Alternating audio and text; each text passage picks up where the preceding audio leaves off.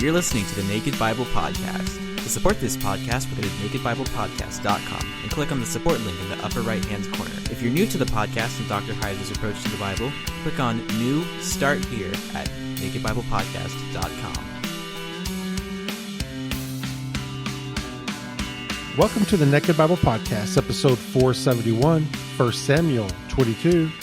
I'm the layman, Trace Strickland, and he's the scholar, Dr. Justin Bass. Hey, Justin, how are you? Doing well, Trey. How you doing, sir? Doing pretty good. Having a good summer so far? Yeah, it's been a blessed summer. Kids are out of school, having a good time. And I think we were talking before the show, and you've got some a new course you've been working on. Can you tell us about that? Yeah, just beginning. It's really exciting. We're working on a plan for another course for Awakening. This one will be on kind of early church history. I'm going to focus on kind of right after the New Testament up to Constantine. So looking at the key figures, the key church fathers, the writings, and just key events. And just, of course, one of the things I love to look at is, how did the church ultimately just take over and turn the Roman Empire upside down? And so a lot of fun stuff with that. So it's something I'll be working on. Something else I'll be working on throughout the summer, and hopefully we can get that recorded. Perfect. Here in towards the end. And that's for their the flash drive project, correct? Yes. Yeah. Okay. Very exciting to get that. Awesome. Add one more to it. It'll be great. Yeah, we just had them on, Drina on a couple episodes ago to talk about that project. So it's good stuff. Wonderful. Yes. Yeah, absolutely. Well, Justin, I'm fired up for chapter 22, so I'm ready if you are. I'm ready, sir. Thank you. In the opening scene of Tombstone, the greatest Western ever made, we see Curly Bill and his gang terrorizing a wedding and even executing the groom.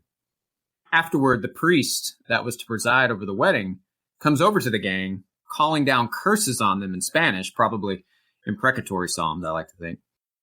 Johnny Ringo, Curly Bill's right-hand man, doesn't hesitate, but shoots the priest right between the eyes.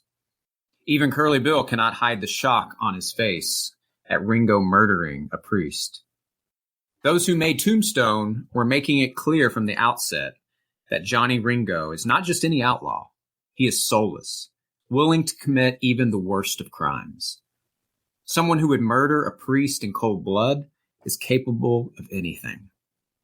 Later, when they are watching the performance of Faust, who sold his soul to the devil, Curly Bill asks Ringo what he would do if the devil came to him. Ringo replied, "I've already done it." The author of 1 Samuel 22 is making the same point about Saul as he orders the murder of 85 innocent priests of Yahweh, and then utterly destroys all the families in their town. Saul is soulless, mad, his depths of evil knows no bounds. He is wholly under the power of that evil spirit tormenting him, for Yahweh has left him. When we pick up at 1 Samuel 22, verse 1, we are in the middle of the story that began with David's escape from Saul's court back in 1 Samuel 19, or you could even go even further back. In 1 Samuel 21, David visited the priest Ahimelech at Nob, and through deception received from him consecrated bread and the sword of Goliath, that same sword the young David used to cut Goliath's head off. We are also told that Doeg the Edomite was there and saw everything Ahimelech did for David. This is key for our chapter. Then David fled to Achish, king of Gath, the same Gath Goliath is from, and David is carrying Goliath's sword there, which is pretty cool. But when they repeat the song about David slaying tens of thousands of Philistines, David feigns madness and escapes again, this time to take refuge in a cave. So this brings us up to date to 1 Samuel 22. Let's look at the first two verses. So David departed from there, from Gath, and escaped to the cave of Adullam. And when his brothers and all his father's household heard of it, they went down there to him. Everyone who was in distress, and everyone who was in debt, and everyone who was discontented gathered to him, and he became captain over them. Now there were about 400 men with him. By 1 Samuel 25, David will have over 600 men, with him. Who are these men? This no doubt includes many of David's mighty men, actually listed out by name in 2 Samuel 23. And see 1 Chronicles 12 for many others who rallied to David during this time. In fact, I love in verses 14 and 15 of 1 Chronicles 12, it says that the men of Gad swam across this dangerous rushing river Jordan to get to David. I mean, talk about a call to adventure. Who wouldn't want to go and join the outlaw of David? When I read these stories, it makes me, I want to go. I want to go join David. He's pictured here like a Robin Hood or a William Wallace. And he's become the leader of all those men who have suffered some kind of loss or deprivation that has left them embittered in spirit. He's the champion of the discontented, the disenchanted, and the mistreated. This cave of Adullam is in Judah. It's halfway between Gath and Bethlehem. Adullam actually means refuge. It was a Canaanite city in the time of Jacob. See Genesis chapter 38, verse 1. But it was captured by Joshua in the course of his occupation of the land. See Joshua chapter 12, verse 15. And this particular cave was more like a stronghold, probably a well-fortified hilltop like the stronghold of Zion later. It served as a base of operations for David, as we see in 2 Samuel 23, for example. David may have composed some of his earliest psalms in this cave. Psalm 57 has the inscription, a miktam of David, when he fled from Saul in the cave. Here are the opening verses to that psalm. Imagine you are in the cave with David, saying or even singing this with him. A great way to read the Psalms, by the way. Be gracious to me, O God, be gracious to me, for my soul takes refuge in you, and in the shadow of your wings I will take refuge until destruction passes by. I will cry to God Most High, to God who accomplishes all things for me. He will send from heaven and save me. He reproaches him who tramples upon me, Selah. God will send forth his loving kindness and his truth. My soul is among lions. I must lie among those who breathe forth fire, even the sons of men, whose teeth are spears and arrows, and their tongue a sharp sword. Be exalted above the heavens, O God. Let your glory be above all the earth. Sung in a cave. The next two verses, 1 Samuel 22, 3 through 4. And David went from there to Mizpah of Moab. And he said to the king of Moab, please let my father and my mother come and stay with you until I know what God will do for me. Then he left them with the king of Moab, and they stayed with him all the time that David was in the stronghold. Notice David needs a place to keep his mom and dad safe. And where does he go? He goes to Moab. Why would David go to Moab? Well, maybe because his great-grandmother was Ruth the Moabitess. I love that because notice the Bible isn't trying to justify itself by telling us this explicitly. The story of Ruth and this story just fits together like puzzle pieces because they're both telling the historical truth. Notice also David, like the greater David, Jesus Christ, takes care of his parents even under significant distress. Remember Jesus taking care of his mama even while he was nailed to the cross. Look at verse 5. The prophet Gad said to David, do not stay in the stronghold. Depart and go into the land of Judah. So David departed and went into the forest of Hereth. The prophet Gad comes out of nowhere to basically say, go back home, David. The Lord doesn't want you staying here. And in contrast to Saul, David obeys God's prophets. Gad was probably one of the prophets from Samuel's school that we spoke about in another podcast. He will be intimately involved with David throughout his reign as king, and he will live to see Solomon's temple. Gad is the prophet at the end of 2 Samuel who gives David those three options of punishment for taking his wicked census. Such a cool little detail, by the way, of God's personality. I love how he lets David choose his own punishment. You pick, David. You pick. You will hear often that the books of Samuel are anonymous, but that's not true. According to 1 Chronicles chapter 29, verse 29, the prophet Gad is said to have been one of its authors, along with Samuel, obviously before his death in 1 Samuel 25, and the prophet Nathan, who was also a part of David's courts, intimately involved. I trust the first century BC author of Chronicles on who wrote these books over German scholars like Wellhausen, who were smoking cigars in the 19th century. Now to the darkest, most horrifying section in all of Samuel. 1 Samuel 22, 6 through 19. Listen to verse 6. Then Saul heard that David and the men who were with him had been discovered. Now Saul was sitting in Gibeah under the tamarisk tree on the height with his spear in his hand, and all his servants were standing around him. Common in the ancient Near Eastern art is a king sitting under a tree with his scepter, and in this case, Saul's spear. Interesting then, the very last verse of 1 Samuel, chapter 31, verse 13, we're told that Saul was buried under a tamarisk tree. Is the author foreshadowing here that Saul is as good as dead for what he's about to do? Let's keep reading. Saul said to his servants who stood around him, "Hear now, O Benjamites. Will the son of Jesse also give to all of you fields and vineyards? Will he make you all commanders of thousands and commanders of hundreds? For all of you have conspired against me, so that there is no one who discloses to me when my son makes a covenant with the son of Jesse. And there is none of you who is sorry for me, or discloses to me that my son has stirred up my servant against me to lie in ambush, as it is this day." Notice Saul does not use the name David, and Doeg wisely won't either when he responds to Saul in a moment. Saying David's name makes Saul go wild. It reminds me of the Chronicles of Narnia, where the White Witch goes crazy every time she hears anyone mention the name of Aslan. Then Doeg the Edomite, who was standing by the servants of Saul, said, "I saw the son of Jesse coming to Nob, to Ahimelech the son of Ahitub. He inquired of the Lord for him, gave him provisions, and gave him the sword of Goliath the Philistine." Doeg was first mentioned back in 1 Samuel 21 as being a witness to Ahimelech, helping David. The Septuagint adds that he is a tender of Saul's mules. But he clearly was some kind of mercenary, a part of Saul's bodyguard, but separate since he was not an Israelite. Edomites, the heirs of Jacob's brother Esau, are usually presented as enemies of Israel throughout the Old Testament.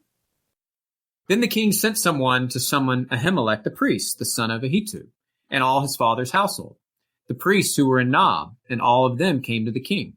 Saul said, "Listen now, son of Ahitub." And he answered, "Here I am, my lord." Saul then said to him, "Why have you and the son of Jesse conspired against me, in that you have given him bread and a sword, and have inquired of God for him, so that he would rise up against me by lying in ambush, as it is this day?" We should see Saul like most tyrants throughout history. Stalin particularly comes to mind here. Paranoid. Very paranoid, seeing conspiracies everywhere. I bet Saul always had that spear near him. Notice it says it was in his hand, in case someone would try to assassinate him, like modern tyrants might carry guns with them everywhere. That can't be a peaceful existence. The sword of Damocles was always hanging over Saul's head, or at least he thought it was. This paranoia was no doubt a part of that torment from the evil spirit or demon from Yahweh. Then Ahimelech answered the king and said, "And who among all your servants is as faithful as David, even the king's son-in-law, who is captain over your guard and is honored in your house? Did I just begin to inquire of God for him today?" I love that question. "Far be it from me. Do not let the king impute anything to his servant or to any of the household of my father, for your servant knows nothing at all of this whole affair." We really get a taste of Ahimelech's wisdom here. His defense is magnificent. He replies to every charge one by one, exonerating himself. But reason and logic doesn't matter in the face of a maniac. But the king said, "You shall surely die, Ahimelech." By the way, the same language from the Hebrew, going back to Eden, when Adam and Eve were warned, "If you eat the fruit of this tree, you shall surely die." He goes on, "You and all your father's household." And the king said to the guards who were attending him, "Turn around and put the priests of the Lord to death, because their hand also is with David, and because they knew that he was fleeing and did not reveal it to me." But the servants of the king were not willing to put forth their hands to attack the priests of the Lord. This is so powerful. Matthew Henry comments, "Never was the command of a prince more honorably disobeyed." I agree. How often do soldiers today or in the ancient world, how often do they refuse to obey the direct orders of the king? Has to be rare.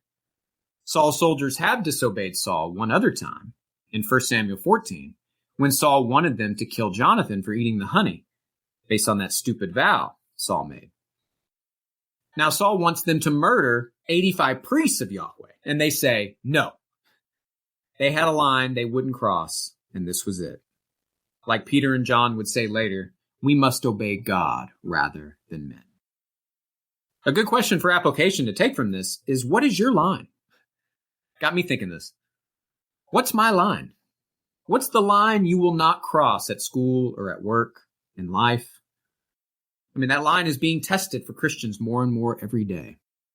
We're recording this at the beginning of June, and companies all across America are now demanding employees to display their pronouns in emails and on social media in some cases, participate in pride celebrations, and use other people's preferred pronouns. Call a man a she or a woman a he. Just recently, the Los Angeles Dodgers embraced an anti-Christian hate group that regularly blasphemes our Lord in parades and by other means. This clearly crossed the line for at least a few players. Their pitcher, Blake Trainen, put out an open letter condemning his own employer for doing this. Here's what Blake wrote in the last paragraph. I believe Jesus Christ died on the cross for my sins. I believe the word of God is true. And in Galatians 6:7 it says, do not be deceived. God cannot be mocked. A man reaps what he sows. This group openly mocks Jesus Christ, the cornerstone of my faith, and I want to make it clear that I do not agree with nor support the decision of the Dodgers to honor the Sisters of Perpetual Indulgence. But as for me and my house, we will serve the Lord. Joshua 24:15. I love seeing that courage and that leadership. What is your line that you will not cross? So Saul's bodyguard refuses to murder God's priests. What's Saul going to do? Well, like all tyrants, he finds someone who will. So the king said to Doeg, you there, you turn around and attack the priests. And Doeg the Edomite turned around and attacked the priests. And he killed that day 85 men who wore the linen ephod. And he struck Nob, the city of the priests, with the edge of the sword, both men and women, children and infants. Also oxen, donkeys, and sheep he struck with the edge of the sword. Doeg, like so many throughout history, just following orders, had no line. Murdering 85 priests of Yahweh, women and children and babies, no problem. I think the author of Samuel wants us to know that Doeg does not fear Yahweh. 85 priests is most likely the correct number, but the Septuagint has 305 priests, so it could have been even worse, and Josephus has 385 priests. God only knows where Josephus got that number. And notice that the language of the destruction of Nob is the haram. It's the ban language of 1 Samuel 15, where God commanded Saul, you remember, to utterly destroy all the Amalekites. Saul disobeyed that order, but instead wages haram warfare on the priests of Yahweh and their families. The only other time such Israelite on Israelite type violence happened was during the darkest times of the book of Judges. Matthew Henry rightly concludes his comments on this story by saying, barbarous cruelty, and such as one cannot think of without horror. Strange that ever it should enter into the heart of man to be so impious, so inhuman. I agree. 1 Samuel 22, 20-23, the final verses. But one son of Ahimelech, the son of Ahitub, named Abiathar, escaped and fled after David. One of Ahimelech's descendants escape, Abiathar. David gets a priest of Yahweh while Saul murders them. And you wonder why the text throughout Samuel says again and again, Saul inquired of the Lord, but the Lord did not answer him, either by dreams or by Urim or by prophets. This only one escapes the massacre is a running theme throughout the Bible, beginning with Moses and later with Joash being saved from that wicked witch Athaliah, and culminating in Jesus being saved from Herod, or, more rightly, Satan. See Revelation 12. Abiathar is an interesting character study. He's faithful and loyal to David his entire reign, but when David is on his deathbed, he sides with David's son Adonijah over his son Solomon.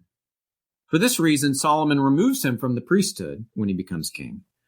But he doesn't kill him due to his faithfulness to David. The famous line from The Dark Knight, I think, applies well to Abiathar. You either die a hero or you live long enough to become a villain.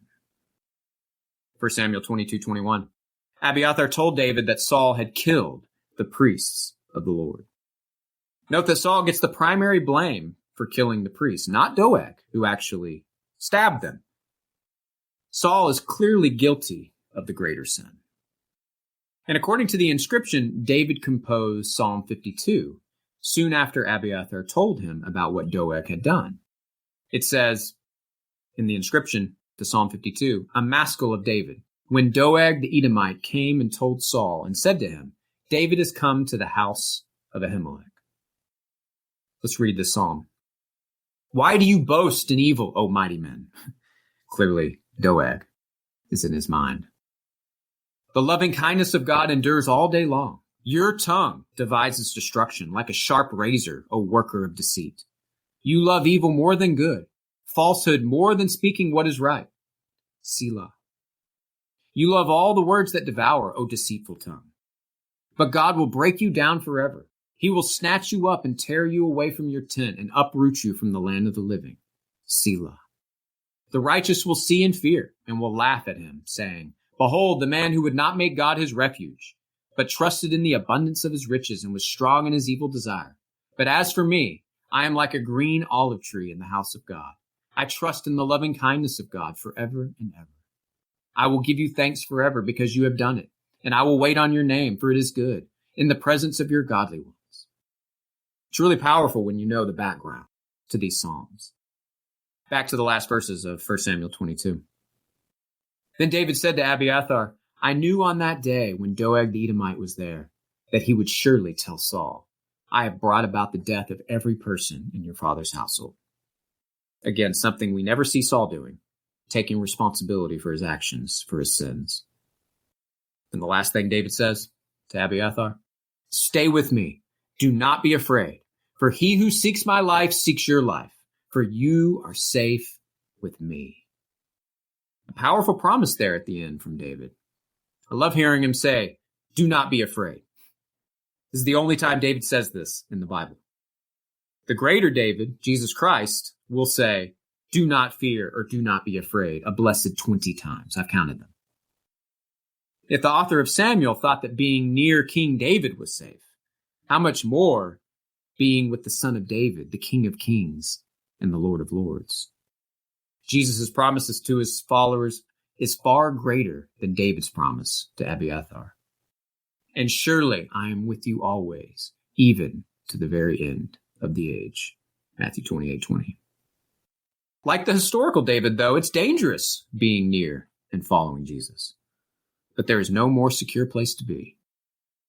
There's actually an apocryphal saying of Jesus quoted by some of the early church fathers and some other early writings, where Jesus says this, he who is near me is near the fire.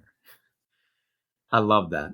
I want that to be true. I want that to be something Jesus said. It sounds like something he would have said. This is my key takeaway from the story. Rally to the greater David. Fight for him, and if necessary, die for him. Crown him king over your heart and life. David has slain his thousands, but Jesus Christ his tens of thousands, or more likely, his billions. Crown him Lord of all. As the great hymn says, all hail the power of Jesus' name. Let angels prostrate fall. Bring forth the royal diadem and crown him Lord of all. Amen. Justin, you missed a quote there. If you're going to throw out tombstone, you could at least said David, Abiathar could have said, I'm your huckleberry or something to that effect. I'm surprised you I'll add that in next time. I'll add that in next time. There you go. Yeah, I'm more, absolutely. If you're going to go tombstone, I was a big fan of Young Guns as well, and Desperado, and of course, Lonesome Dove and all that stuff. Clint Eastwood just turned 93. Unforgiven's probably my second favorite after Tombstone. There you go. All righty, sir. Well, I appreciate your movie references woven into the study. It's fun. We appreciate you coming on and helping us with 1 Samuel. And I want to thank Justin for that. And I want to thank everybody else for listening to the Naked Bible Podcast. God bless. Thanks for listening to the Naked Bible Podcast. To support this podcast, visit www.nakedbibleblog.com. To learn more about Dr. Heiser's other websites and blogs, go to www.drmsh.com.